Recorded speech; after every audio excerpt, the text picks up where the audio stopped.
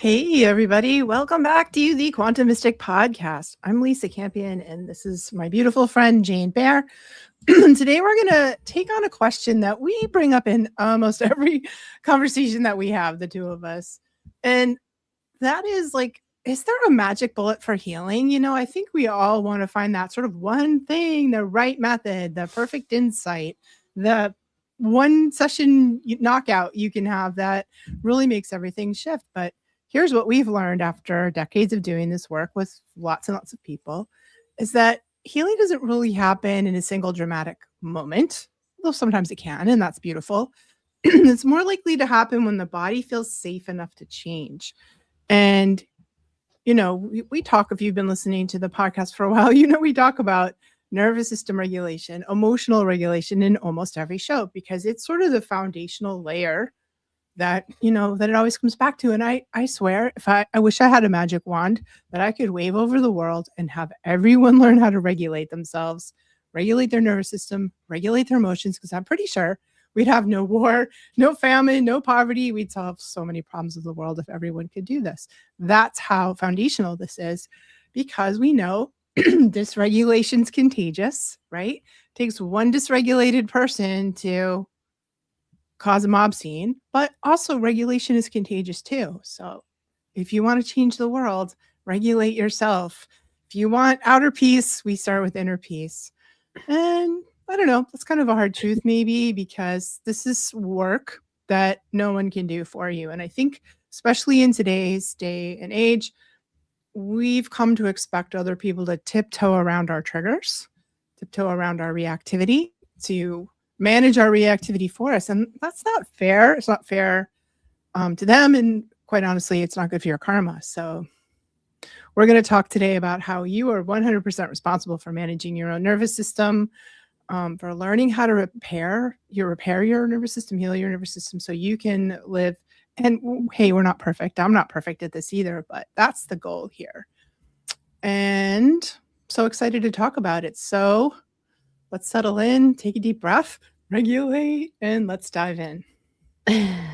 It's such a important topic. It's so true. We talk about this all the time. Talk about this with clients, talk about this in class, on this podcast. But we need to reiterate it over and over. If you're here with us and you're listening live, we love it if you say hi. Soul Plasma. Good morning, Lisa and Jane. Good morning to you. Good morning, at least on the West Coast. And so, yeah, say hi, drop a line, and let us know how this resonates with you. It's a big, vast topic with lots of different sort of nooks and crannies that we need to get into because it's like really fully understanding and like you said, Lisa, taking ownership of our own healing and our own nervous system is it's super important, and it's the sort of the most important ask of our lives because we can't like it is sort of a thing that is happening that we see a lot. It's like people wanting other people to be responsible for their triggers and like, you made me feel blank. And we don't do that. We don't do we don't do that here. And it's a lot of unpacking about like what regulation actually means, and it's like safety. What is safety actually? What is safety in the body? And also, regulation isn't about controlling ourselves or our bodies. It's really about like capacity. Yeah. And so, yeah, it's a big topic. And often, when we're talking about healing and healing ourselves and doing this inner work, healing can really feel maybe fleeting or temporary when the system is overwhelmed. Like, it doesn't actually stick. And I think that is often true, and there's lots of layers to healing, of course. And it all is based on the nervous system. Mm-hmm. It's definitely the foundation. Like if you can't regulate your nervous system, that's when like we think about the chakras, like the nervous system comes in at the first chakra, the root chakra. And if you don't have that settled, you can't really access the upper chakras very well, if you're in a constant state of fight or flight, or freeze or fawn, because there's really 4 ways our nervous system goes there.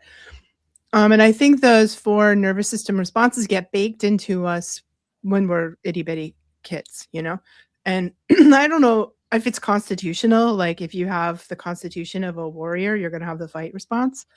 If you have the constitution of the people pleaser, you're going to fawn, um, or if it's, I'm not quite sure if it's baked in or if it's just the strategies we choose on the fly because it's what works with who we are and what we need to do in our family of origin to survive our childhoods, So we have the nervous system we have, right?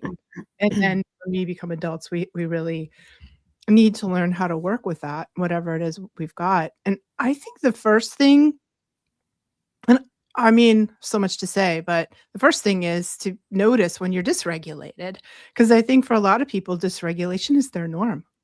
Yeah. And you just don't even know that there's another possibility, or you don't know hardly know what that feels like, especially if you're pretty loaded in the trauma department. You might just think, well, I don't know what you're talking about because I might have never felt anything else, Yeah.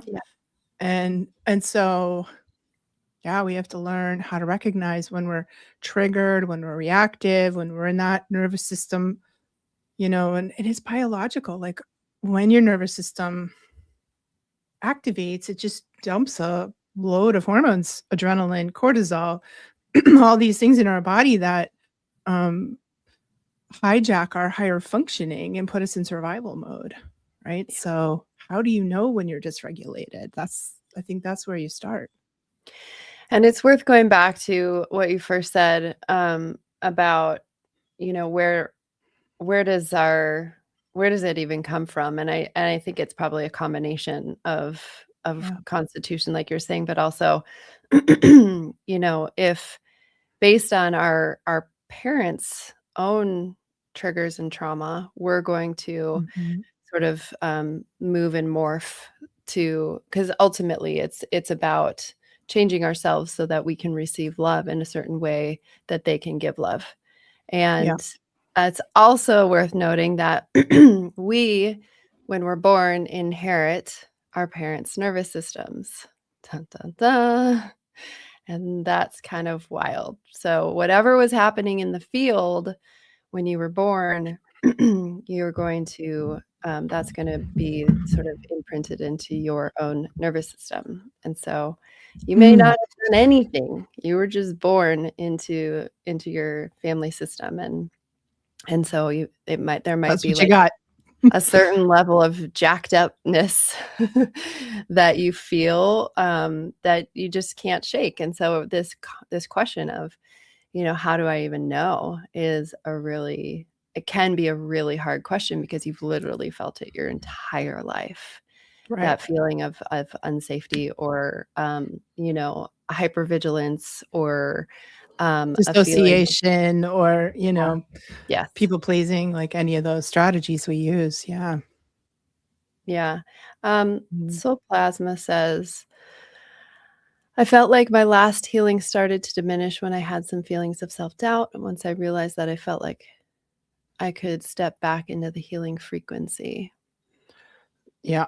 So self-doubt comes up sometimes, in our healing journey. And I think that when we are nervous system regulated, we feel more confident. We feel less imposter syndrome. We feel more sure of who we really are. So I'm not sure you can feel who you really are when you're in that state of nervous system regulation. We're more living from the personality or living from the survival strategies that we had to adopt that go along with. I just wrote about this in my new book, Sacred Reparenting, about how the survival strategies correlate within our nervous system, Yeah.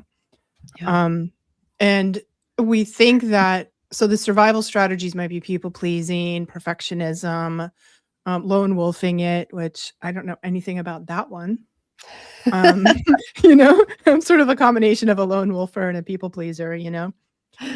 And might be like, you know, the space cadet sort of space, the dreamer, I called it, you know, all these different ways that correspond to the nervous system states, the 4 states. And we really, I think until we start investigating that, we really think that's who we are. Like, I'm a type A personality, or I'm, you know, I am the lone wolf, or I am the people pleaser, the perfectionist. But it's not really who you are. It's your survival strategy, and who we actually are lives deeper than that. Live like our authentic self. We can't really get to it until we learn to regulate. Yeah. Yeah. Yeah, and I think, when we're talking about a feeling of when we're healing and there's, an underlying dysregulation that we're not aware of because we don't know that maybe that we haven't accessed that, or we haven't had that aha moment. But we're doing this healing work. You know, we can have that insight of that, like, oh, I see it now. But that happens. So we have a moment of healing, right? Because the prefrontal cortex is like, I got it. There's some pattern recognition, there's like language, maybe there's even some like self-reflection, there's some healing going on.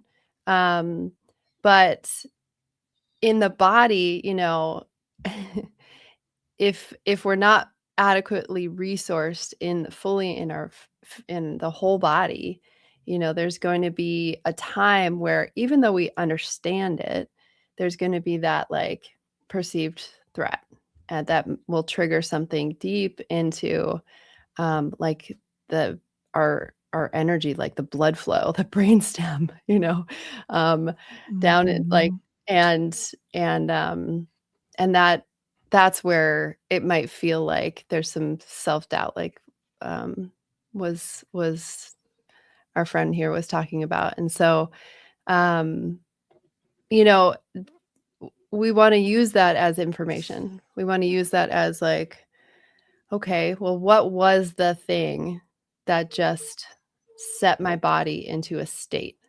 Just being able to have any awareness of that, of a shift of like starting to sweat or starting to kind of go blank, you know, mo- brain stops functioning properly. There's all sorts of little things that do happen. You know, we Right. just get angry, like, or you feel your blood start to speed up, or your breath, you know, start to whatever it is. That's like our any awareness of that is like the way in, you know, to changing it. Or even you think with our emotions too, because, you know, like you said, the frontal cortex thinks about things, you know, like, I'm having these thoughts about more realizations about my healing. The midbrain, the limbic system, is where the feelings happen, and the back brain, hindbrain, is where the nervous system reaction happens, right? And we have to sort of process through all of it. And the difficulty is your frontal cortex can't communicate to your brainstem directly. It's not like you can go like, "Hey, calm down back there." You know, Right. like that just doesn't work. So you have to go in through the body, right? You have to go in through the body or in through the emotions, you know? And I think a lot of times those physical clues you were talking about, so I love that. I love that like tip of like learning to dial into what happens in your body when you go to fight or flight. We can also learn what happens in your emotions. So maybe you go numb, or maybe you feel anxiety, or you have a panic attack, or you get angry, you know, depending. If you're a fight, you're going to go to like rage, like, you know, road rage, like kind of like 0 to 100, right? In 1 second.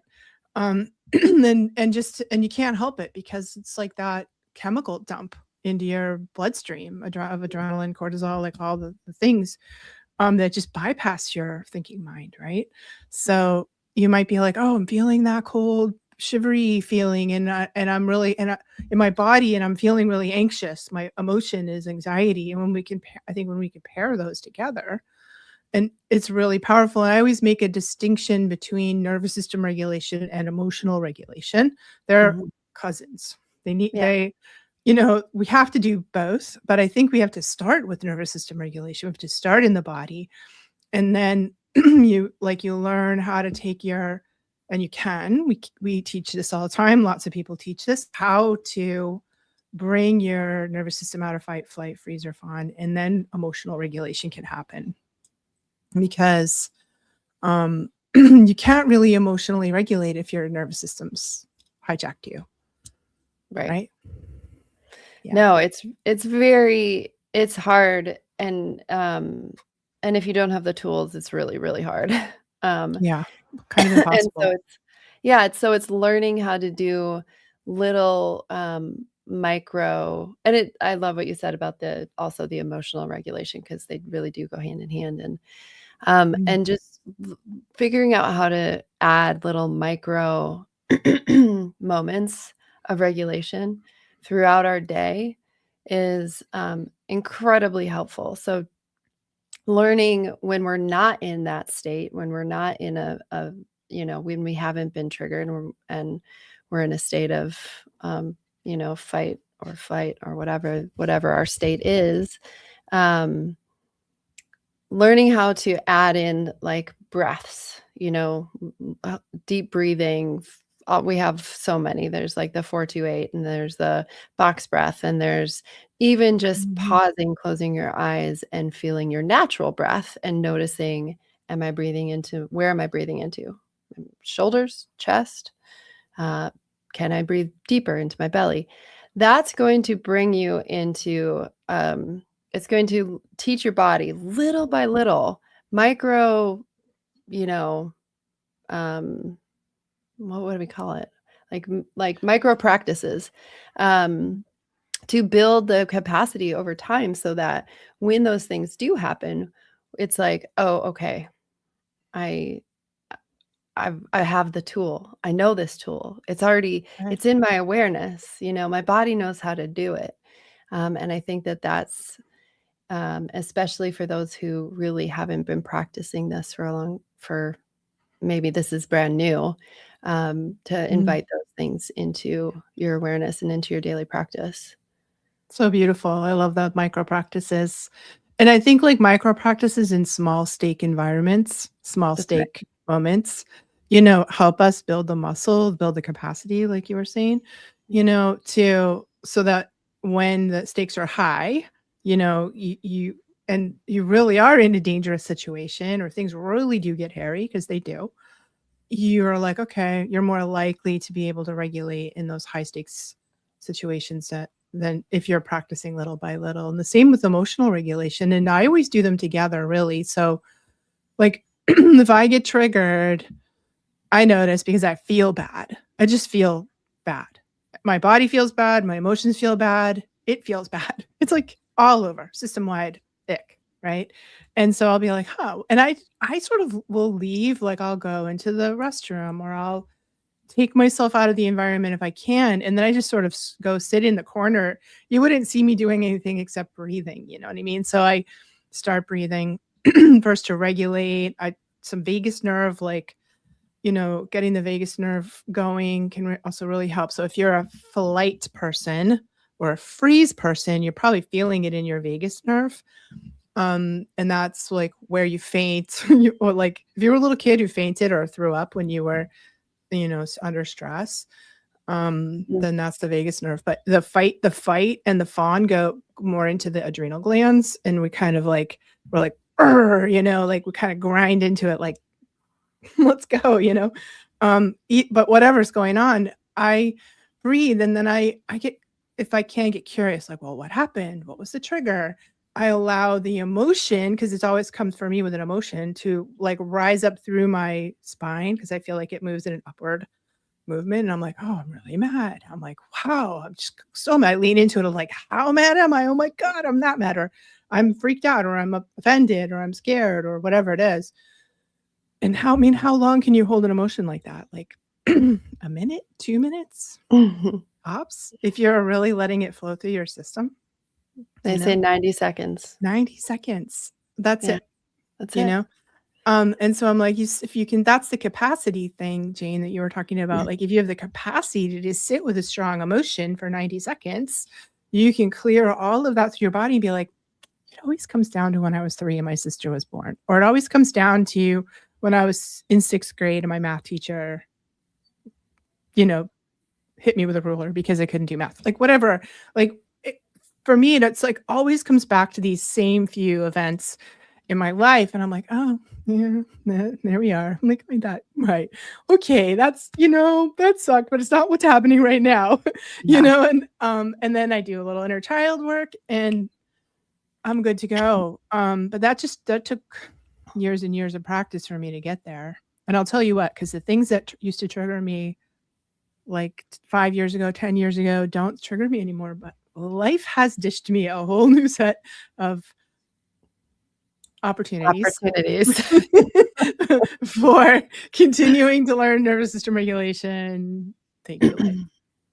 Yeah, and that's really the point is that everything in life is an opportunity for deeper healing. Period. Yeah. There's nothing that's coming at us that we can't actually that we can't hold. And sometimes it feels way overwhelming, but it's always for our highest healing. Yeah, that's right. And, I think it's Myra Amelia. She says, I'm a mom of 4 and 2-year-olds. Days are constant stress. This is helpful information, but I just hope I can do them when I need them. It's difficult to do breath work after they go to bed because by then I'm so tired that I get so relaxed and fall asleep. Girl, I have literally been in your shoes, and we both have. I have 2 daughters who are older now, but and this is going back to like, is there an actual threat? Or is my body just freaking out because of something that happened in the past? And it's, the crying and the, my having everything going like chaos. Am I actually just stressed because, well, life is stressful, in this moment, there's a lot going on and I'm tired. I'm sure you're exhausted. Mama, we hear you. And there's always going to be the opportunity. So this is what I did in those moments where one is like running up the hill and one is crying and I'm holding, and there's just so much going on, right? I would notice that my own body getting like hot or something would be happening and I would kind of lose myself. And so nothing was going to change. Everybody was safe. There was no perceived threat, right? My child wasn't running into the road. Like, just everybody was actually fine. There was just chaos.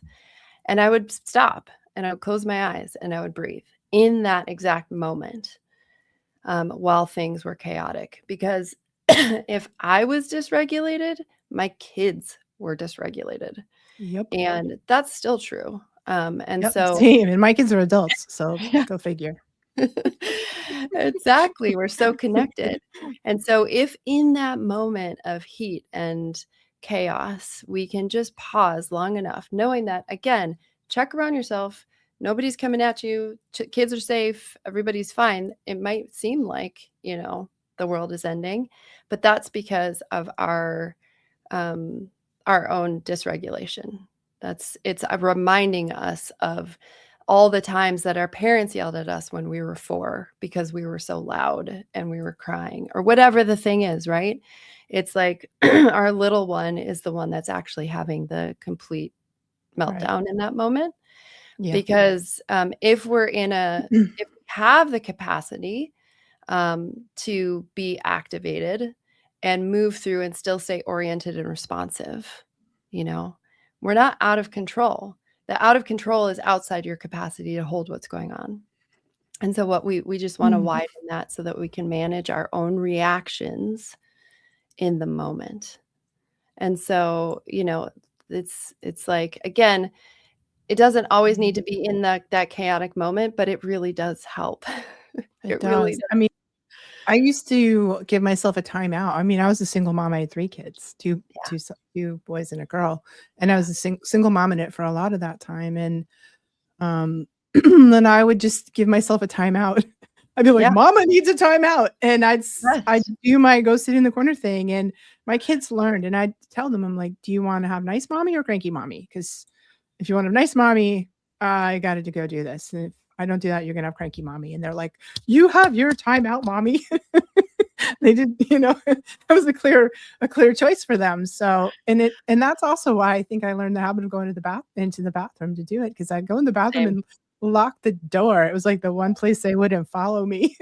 Yep. And I still do it. I do it in airport bathrooms. I do it in the ladies' room at Costco. I do it like, Yeah. like you can always excuse yourself into a restroom somewhere and breathe and ground and wash your hands, do your energy hygiene protocol. Like, because I think we didn't really talk about this, but we also have like energetic, the energy like regulation. So it's, physical body, emotional body, mental body, energy body, spiritual body, they all sometimes need regulating. And when one of them gets dysregulated, we go out of phase, like we vibrate in a funky way. So I would just, yeah, do my whole thing. And I still find that the restroom escape to be like my perfect little regulation moment. Nobody gives you a hard time if you have to nip out and do that. Yeah. 100%. I do the same thing. I have for ever and ever, and it is the Yep. best. And also there's something about the pipes and the water running The around water. you that Yes. actually helps to clear your energy, clear your Agree. emotions, and helps you to even to ground in those Wash moments. your hands, Yeah. wash your hands, just feel like I'm okay. You'll Yeah. you'll hear me in the bathroom. Sometimes I walk around, I'm like, "I'm okay." You know, I say that out loud to myself. Um, That's so good. having a little conversation with my inner child, and I love affirmations. So like getting into your tailbone. I think because when we go into fight or flight, how dogs tuck their tail under. And we sort of do that energetically. We can't move our actual tailbones very much, but energetically, we tuck the tailbone and drop our grounding cord when we do that. And so I breathe down to my tailbone. Literally tell my tailbone, I'm safe in this moment. Like right now, we're safe. You and me, Yeah. body, you and me, tailbone, you and me, inner child, and the tailbone's like, and that's really your first chakra, your root chakra. It's like, okay, got it. Message received. We are, and I can um, go regulate pretty quickly. So I don't know about you, Jane, but I feel like it's, I'm still micro practicing this constantly throughout the day, moment by moment. It's not a one and done scenario. I don't know if we ever get done. It's a constant practice for me.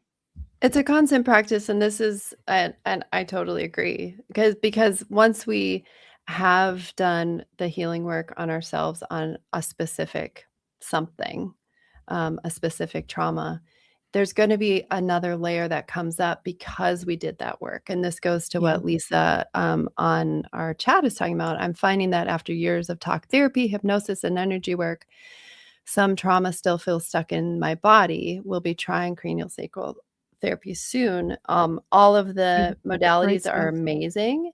And yeah, it for sure is still stuck in your body because we're human and that's what we're here to do. And so it's gonna keep the layers are gonna keep coming up. They really just are. And yay for the opportunity. But the beauty is that it's not the same layer. It might feel like it, but when we do this healing work on an embodied level, that insight will actually integrate throughout all the states of our awareness through the Mhm. prefrontal cortex, through the amygdala, through the through the fascia, and so on and so on. And so it's like when we have those deeper levels of healing, what comes up is like almost the older trauma that's like we have Yeah. no idea was even there, is probably past life related, but it's stuck in the body. Yeah, absolutely. Totally. It's like we think we're gonna get to the place where we're all done with it, but I don't know, maybe that's our enlightenment life, and then we cycle off the planet. But, as long as we're still in the throes of our lifetimes where I think the more work we do, we get closer to the bone, closer to the nerve, closer to the soul wound. Yeah. Um, The core and wound. and we have more capacity to handle it, thank God. I don't think that really deep stuff opens until we have more capacity to handle it. Yeah. So, yeah. And Myra adds, thank you for the advice. I've been trying to practice meditation more and enhance my abilities, but I feel all the chaos and stress of mommy life leaves me tense and tired by the end of the day. That meditation puts me to sleep. Yeah, don't leave it to the end of the day. That's my advice. Yeah, and you Don't don't leave it need to to the do end a of the day. half an hour sitting meditation. I mean, No. if you ever can squeeze that in, that's amazing, but I think these micro practices are more important than, you know, meditation will be there when your kids are in high school and college and, moving 100%. off on their own, and for now, like, that self-regulation, emotional regulation, all the regulations, um, I think it is the best. It's the best thing you can do for your kids, honey, is to go through your life as regulated as you can be. And I feel like our own children are like cosmically designed to step on every single raw nerve we have to Yep. like poke you right in the place to trigger you like nobody triggers you like your own kids. Our greatest Except for wounds, maybe our except greatest for teachers. maybe your parents. I don't know, but you know, our spouses, our parents, but our kids definitely like get right in there. And so what an incredible practice, an opportunity to practice excavating the stuff that comes up, regulating and getting curious about all that stuff. So Yeah. yeah. Yeah, it's the perfect opportunity, and when we have young kids, it's really the, like, the golden Yeah. opportunity to practice these micro practices. It's like, don't just leave the seated meditation to another time, it's okay. Mhm, mhm, mhm. Unless the Yeah. kids are with somebody else, great, that's an opportunity to do it.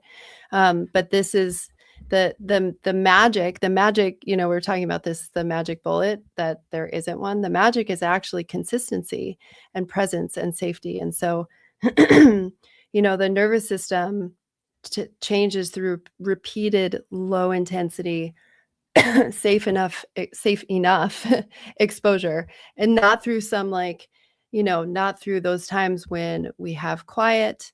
I mean, that helps, but if we have quiet and we're doing a seated meditation, of course that helps, but it's through Mhm. like all these little consistent moments that become so powerful and open the window, so that we can build that capacity to be in that place where we can, I guess, essentially hold more, and it's not that we're literally holding it. It just widens our frame, um, Mhm.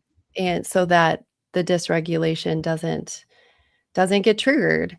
And it really, really, I promise, can be done, in those, even when we have so much going on and we have little So much lifey life happening all so much around us. life happening, yeah. Yeah. So just, like, shrink it down and just little bite sizes, like, throughout the day, set an alarm once every hour, take a breath, like, do some breathing, like, literally do a box breath. It can be that simple, Mhm, mhm. Yeah. because the breath is our greatest gift from God. It's, like, the thing that brings us into the present moment no matter what is happening.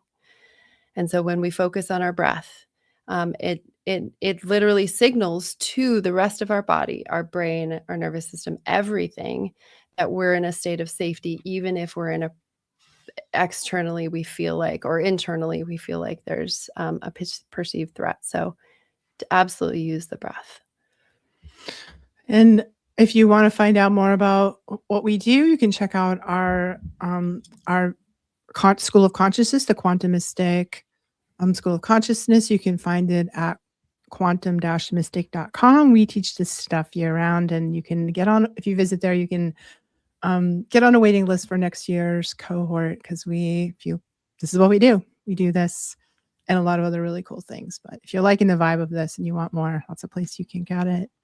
Thank you so much for being with us today. We're so happy to have you, and we'll see you next time.